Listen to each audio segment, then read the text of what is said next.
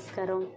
ఈరోజు బూందీ ఎలా చేసుకోవాలో కారం బూందీ చూద్దామండి. ఇలా పిండిని తీసుకుని జల్లించుకోవాలి. తగినంత ఉప్పు అలాగే నీళ్లు పోసి బాగా కలుపుకోవాలి. పిండి జారేటట్లు కలుపుకోవాలండి.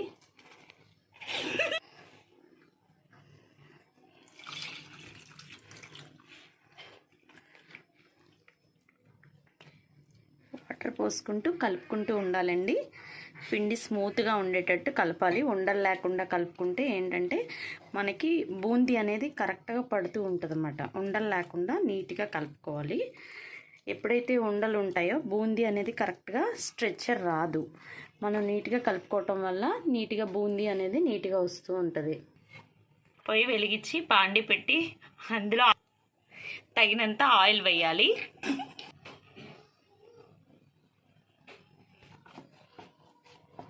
బూందీ చేసే ముందు ఇలా కలుపుకున్న మిశ్రమాన్ని మరలా కలుపుతూ తయారు చేస్తూ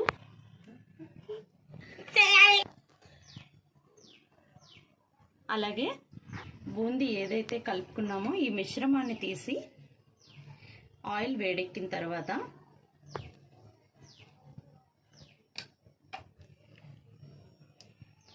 ఇట్లా పోసుకోవాలండి.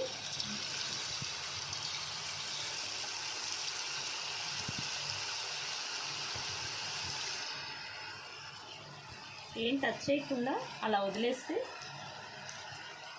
అది ఆల్రెడీ కింద పడుతూ ఉంటుందండి.